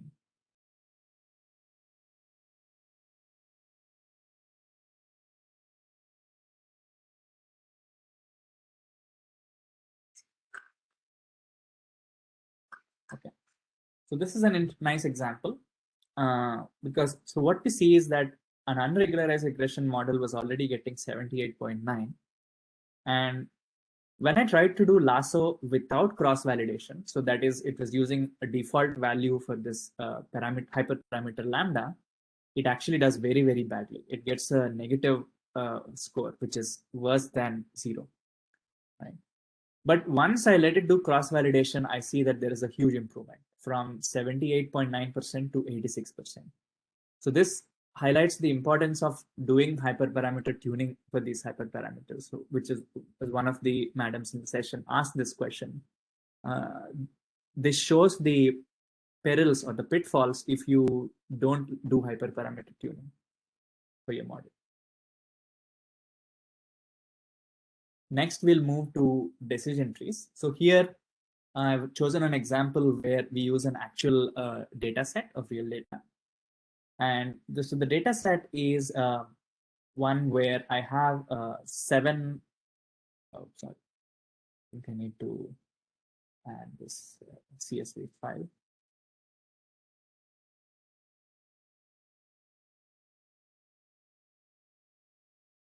Right, so the data set is one where we are trying to predict whether a person has diabetes or not. And the features that we have are, so these are all women in this data set. So the features are, if they're pregnant, their glucose levels, the blood pressure, some number for the skin. I'm not sure what this represents, but the body mass index, the age, and other things like that. Right. Using these, we want to predict whether they have diabetes or not. And I'm going to use a decision tree model for this problem. So first, I'm going to split my data set into features and target variable. So label is the target variable. And then there is a split into train and test set. And now, let me first start with the decision tree classifier where I'm not doing any sort of regularization at all. This is the default model. And we see that it gets an accuracy of 65%. And then this piece of code over here helps me visualize what the decision tree is doing. It's going to look quite complex now, but we will soon see that the importance of regularization and will also give us better. So the decision tree it has computed looks like this. It's a very complicated one. It's like first looking at this. I don't know if you can read, but it's looking at glucose and then BMI. It's a lot of complicated calculations it's doing. But maybe in reality that's it's overfitting, right? So let me try to add some sort of regularizer. So I'm going to set the max depth of my tree to be at most 3. And now we see the accuracy has actually gone up on test sets from 65% to 75.7%, right? So very clearly our model earlier was overfitting. And when I reduced the depth to be just 3, it did better. And if you try to visualize it again, we see a much simpler decision tree. And so this also shows one of the prime advantages of decision trees, which is that they are interpretable. So if I show this to a doctor, he can say like, yeah, this makes sense. We're looking at glucose first. If glucose is small, then we're looking at BMI, and then we look at age, things like that. This is a more readable classifier. It's a classifier which humans can understand why it's making certain decisions. I can even try other ways of regularizing this. One way which I have is like min samples in a leaf to be 50. So what this means is that at the very bottom levels of my decision tree, I want every leaf node, which is bottommost node, to have at least 50 samples falling within the path that led to that node. So again, it's a way of telling the trainer to not make the tree too complicated. We see that the accuracy is even better now. It's at 78.3%. And if we visualize the tree, it's a slightly different tree, but we see that it's not as deep as the original one. So this again shows the importance of trying to play around with different regularization schemes to understand the data. Once we have selected a model, a lot of the work of a data scientist is in cleaning data or pre-processing data first, which I'm not showing much of in this Colab. And the second is like you start with a simple model, but you play around with different regularizers, different hyperparameters to see how you can make the model better, how you can reduce the amount of overfitting, etc. Okay. The one last example I'll show here is so this was a little surprising to me for this data set. So now I'm making the decision tree very, very simple. I'm letting it be depth 1. And we see that accuracy is already pretty good, 75.3, which is much better than 65% we got without any regularization, where it had like depth of 10 or something more. And what is the simple decision tree? It turns out that you just need to look at glucose, and if your glucose level is below a certain value, you predict that there is no diabetes. Otherwise, you predict there is diabetes. And it turns out that this is already 75% accurate. So a lot of times data has like these very simple and powerful features, which if we go after a complicated model right off the bat, we might miss.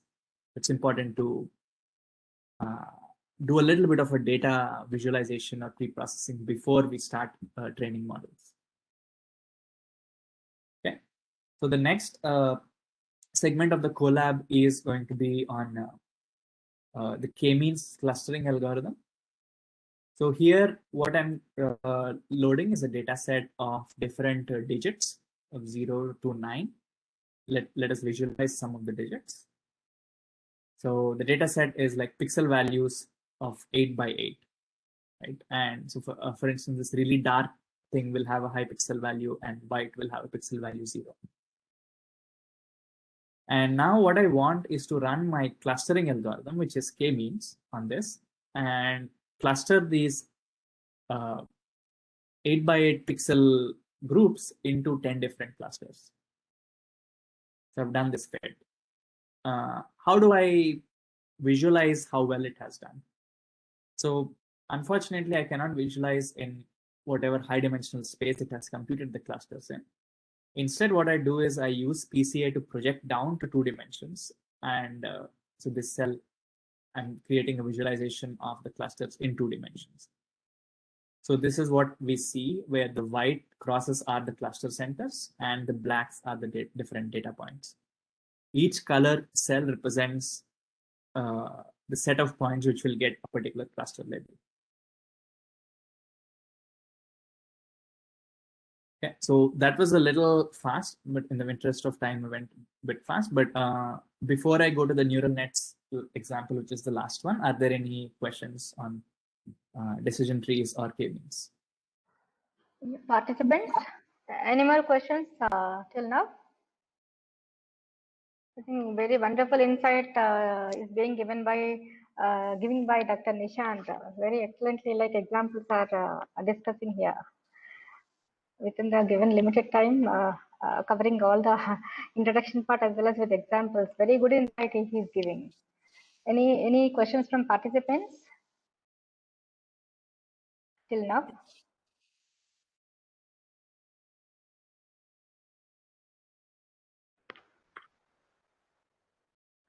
I think we can go ahead, Dr. Nishant. Okay, yeah, thank you, madam. So the last part is going to be an example on neural networks. So here, sklearn or scikit-learn does have some support for neural nets, but for today's complicated neural networks, specialized libraries were developed, and in particular, 2 are very popular: TensorFlow and Keras. TensorFlow was developed by Google. Sorry, not Keras, PyTorch. PyTorch is the other one which was developed by Facebook. Since I'm from Google, I'm going to focus on TensorFlow for today's session. But both are good libraries and easy for a new learner to pick up if they're interested in. So first, I'm going to load the required libraries. And now the problem I'm looking at is one where I want to classify different images. We'll see shortly how the images look like.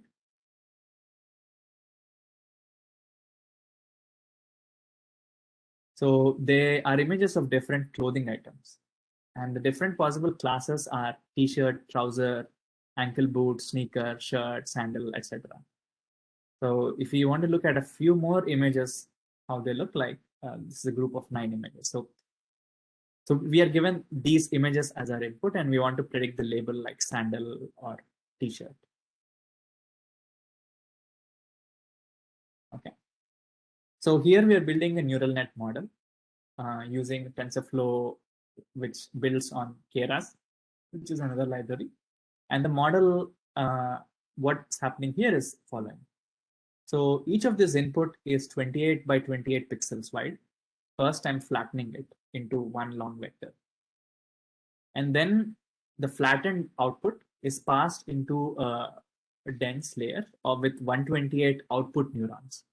So basically what this layer looks like is it is mapping a 28 by 28 dimensional vector space to a 128 dimensional vector space via linear connections between all pairs of neurons. And then it applies the activation called ReLU, where if this averaged sum, weighted sum of the inputs at a particular neuron, if it's larger than 0, it lets it pass as it is. If it's smaller than 0, it truncates it as 0. And then I have another similar layer where it maps this 128 dimensional thing to 200 dimensions. And finally, I have a third layer which maps the 200 dimensional vector to 10 dimensions. Here, it's important that I choose 10 because there are 10 classes. So finally, neural net will predict some 10 different floating point numbers. And from these numbers, I'm going to use something called cross entropy to convert it into a probability function of how much it's predicting each different label with different confidence levels. Okay.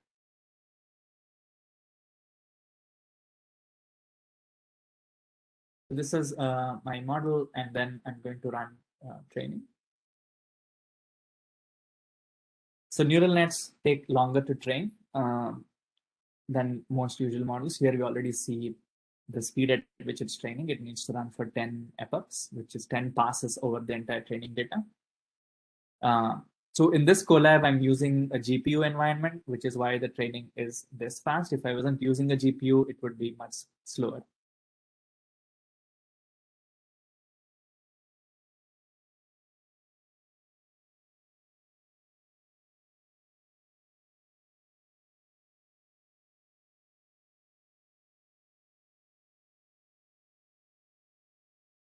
Okay, it has finished training and we evaluate the test accuracy. We get 88.8%, which is quite non-trivial for this task. So just for comparison, I've written also a simple, very simplified neural network, which is in effect just a linear model. And let's also train that to see what accuracy linear model is getting and what is the benefit we got by going to deeper neural nets.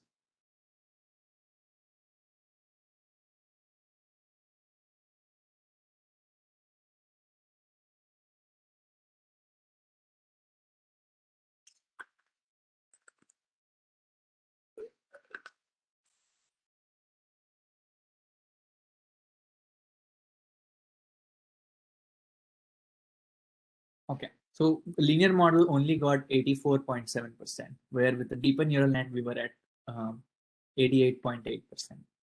Now, this is also not the best neural network. For this problem, we have neural nets which will basically achieve 100% accuracy. So neural nets actually offer a lot of benefit over simple linear models in this setting. So that will conclude the collab section of the presentation as well. And yes, since I'm already out of time, I'll conclude my presentation here. Happy to take any questions the participants have. Hello, participants. Any questions related to this entire session? Really very good insight of ML with different algorithms and applications is very neatly explained in this session. Participants, please come forward if at all any questions are there. Yeah, one question has come in chat. It seems. How accurate are TensorFlow results? If I want to implement VLSI circuits using these results, asking by B. Anish Fatima. Yeah, thank you for the question, madam. So TensorFlow, it depends on what model you're using and very often what the data is like. So TensorFlow as a library itself doesn't offer more or less accuracy. It's totally dependent on the data and the model and the training algorithm you use. So you can do the same training algorithm in a different library as well. In particular, if your question is more about like whether neural nets are going to be better or not, very likely they will be better if you have a lot of data. So the trend is the more data you have, the better neural nets perform than the other methods. And but the downfall, which I actually have like a couple of slides here for neural nets, is that they have a lot of issues with interpretability. Like it's a very complicated network giving a decision, which as humans, we don't understand why it's making that decision.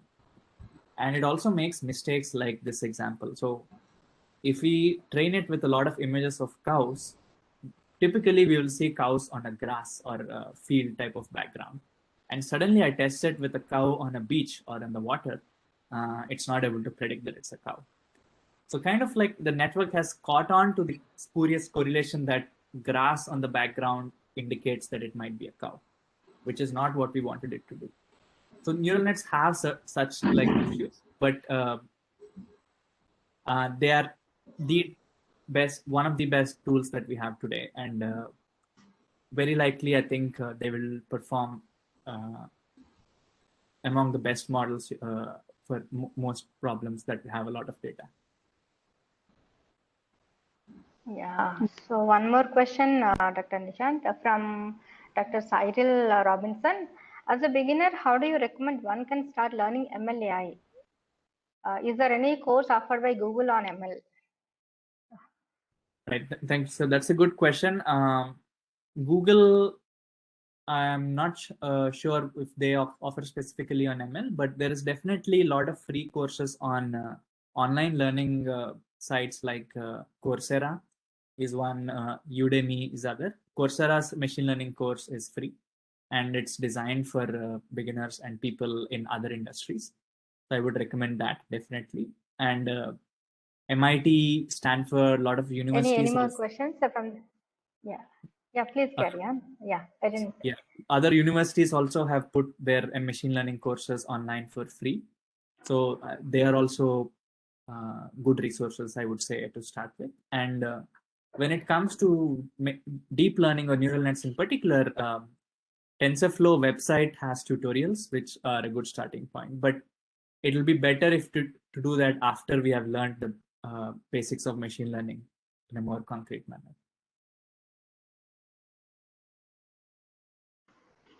Yeah, right. Any more questions from the participants so that we can go ahead? If no more questions.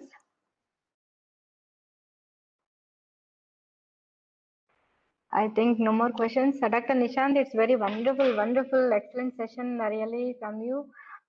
Even though some time lag between India country and as well as US, but you have cooperated very well, and thanks for accepting our invitation. On behalf of BVRITH, we are all glad to have your session. Really, it's wonderful insight we have received from you. Thank you so much for giving this session. And Yeah. before, yeah, thank you very much, Parvati madam. Yeah, every participants, please unmute your video so that we can have a peek now along with the session speaker. All the participants, please unmute your videos.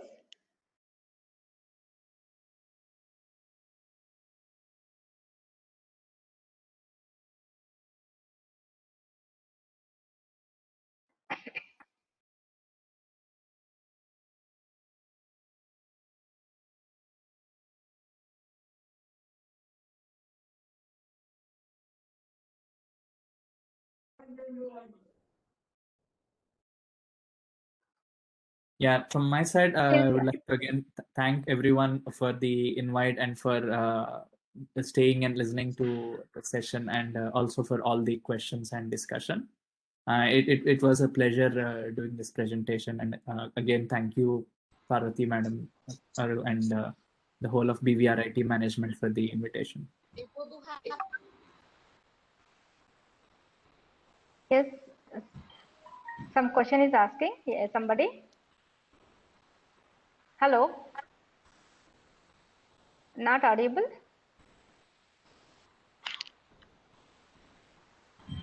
Hello. Thanks, What Dr. Nishant. Yeah. It was very wonderful and very informative, and we have seen a lot of new stuff that we can adopt in our workings, in our projects. As an expert from your side, I would like to ask your opinion on one of the project that my students are doing. They have a database of the feed coming from the camera. So they have the tabular values of the pixels, and they want to predict the speed of the moving object that is captured in that frame. So what should be the ideal approach towards addressing it optimally? Thank you, sir, for the question. So I don't know for this particular problem what is the state of the art today, but one good approach was to use the concept of optical flow to. So first, there is a step of background and foreground segmentation to determine the object, and then there's the concept of optical flow, which will help us determine the speed of the motion of the object. This was, I think, the state of the art about 7 or more years ago. By now, I'm not sure if like some purely neural net based approach has overtaken. Okay. As of now, we were adopting that we were detecting the objects into the frame, and from the neighboring frames, we are trying to find out the speed from our coding. So, any idea that is there any library from Google or any other source which can give the speed from the neighboring frames? I'm not sure if there is a library which gives the speed directly, but I think so. This concept called optical flow, which I'm mentioning, there are Yes. libraries, functions to compute that, and Okay. from the flow, it is easy to compute the speed, I believe. So Yes. that is one recommendation I would have. I'm not that there might be specific libraries for computing the speed directly, but I'm not aware personally. Okay, thank you, Dr. Nishant. Yeah, Dr. Nishan, thank you so much for the session, wonderful session. On behalf of BVRTH, once again, I'm delightful for this session and for acceptance of your acceptance. Thank you so much. Yeah, thank you, madam. And again, thanks for the invitation. And unfortunately, I can't stay for the rest of the talk because it's late here in the US. But I wish the whole program all the very best, and hoping it to be a big success. And hope more people feel comfortable using machine learning going forward. Yes, thank you so much. Thank you. Thank you, everyone. Yeah. So participants, we can move ahead. As I have already mentioned in the chat that soon immediately we are going